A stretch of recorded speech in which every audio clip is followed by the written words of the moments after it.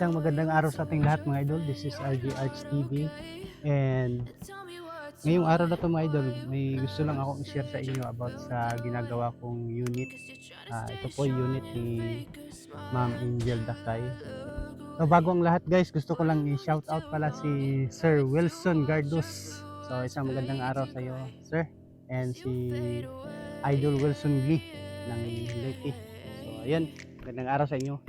And so ayun nga pala guys, itong unit na to pinagawa to sa akin ni Ma'am Angel Dakay from Cebu nga Cebu. And ito na po yung finished product. Gusto ko lang siya i-flex. And kung gusto niyo matuto paano siya gawin guys, nasa comment section yung link, lalagay ko na lang dyan.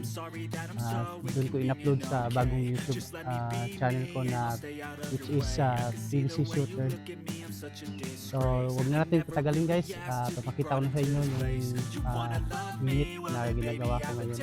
Actually may 6 na unit pala akong ginagawa ngayon, pero yung 5 taga dito lang sa amin, so madali lang naman gawin kasi free type lang yun siya. Let's go! So ito na siya guys, no?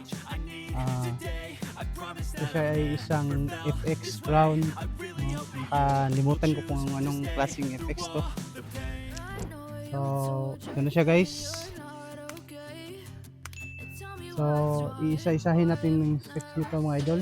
So meron siyang BSE black powder, 16x44 na scope. Yan siya. And yung barrel natin is puro aluminum. Ito lang yung PVC guys na. Ito yung PVC cover, pero yung sa loob yan, yung 4 pieces aluminum tube yan. Puro lahat yan aluminum. And butane type na rin siya. Ito yung ano niya. Sa ano, ito nga pala guys, sa kitchen lighter to. Nilagay ko lang siya dito sa PVC. Tapos binutasan ko siya para makita kung may laman pa o wala na. So ito yung check valve natin, yung previous video natin. So ito may lock siya sa loob para hindi siya malaglag. Kapag pinasok natin, yan lang siya. So ikabit natin. Yan, saktuhan lang siya sa loob. So yung wooden pala niya, gusto ko sana itong i-disassemble, kaso nilagyan ko siya ng screw. Hindi siya pwede kasi yung kahoy lang yung nakaharang dito, mabali, kaya pinix ko na lang. Saka dito wooden buttstock din, medyo may kabigatan siya mga idol. And ito nga pala is naka side lever barrel. Pag open mo nito may exhaust dyan, pag close naman natin may labasan ng pressure. So yung chamber natin is 40 mm PVC. Tapos itong trigger mechanism natin, ito siya. Actually ganun naman yung process ng ating trigger mechanism. Tapos kung gusto mo siyang tanggalin, yung dalawang screw na to, tatanggalin mo lang to. Yan siya. Then meron siyang bipod. Tapos yung ano niya, scoop railings. Yung tutorial pala nito guys, nandun sa isang YouTube account ko. Tingnan nyo na lang pag upload ko na. So yun, ito ay isang 8mm steel ball na bulitas yung bala niya. So far nagagandahan naman ako kasi gawa ko to. So medyo may kabigatan din siya mga idol kasi halos lahat ng parts ng FX ginaya ko siya.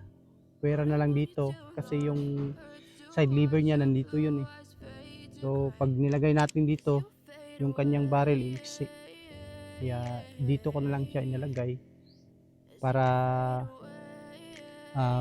medyo mahaba naman yung barrel. Yung barrel natin is 25 inch lang siya, yung haba niya mula dito hanggang dito. Try natin siyang paputukin mga idol. I-open lang natin yung pinaka-exhaust niya. Then yuko lang natin ng konti. Mga 4 seconds lang. 1, 2, 3, 4. Try natin paputukin. Close natin. Tapos kalabit. Okay. Tapos naman. Tapos isa pa. Open again. Tapos exhaust. 4 seconds. Yan. Tapos ibalik natin. Tapos putok na naman. Okay. So malakas naman siya mga idol.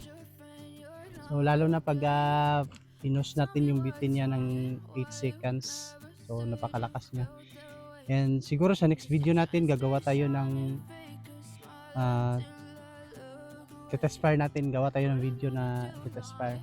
So kung gusto nyong gayahin ito, punta lang kayo sa isang YouTube channel ko na PVC Shooter. So para nandun yung ano niya. Pero yung pag-tutorial ko ng ano ng kanyang bolt action nandito lang sa account ko sa RG Arts TV. So yung nilagay ko doon is yung body chamber, saka yung scoop railings at saka cover nito.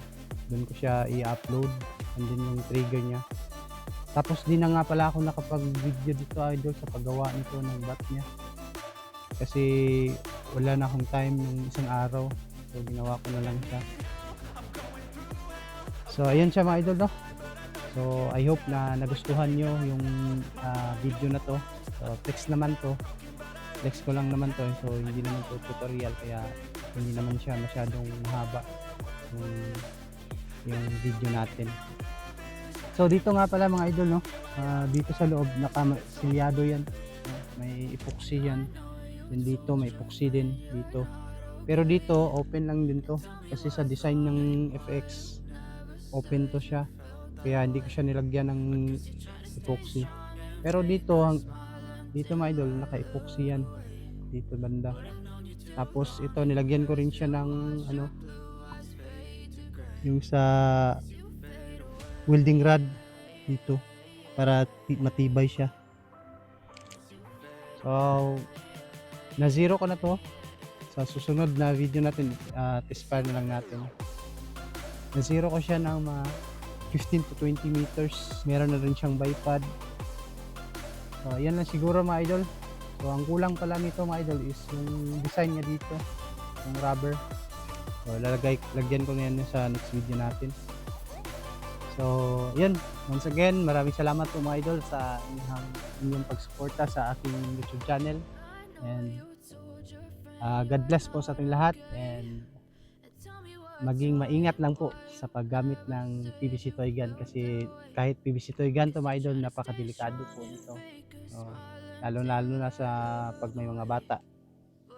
So God bless and magandang araw po.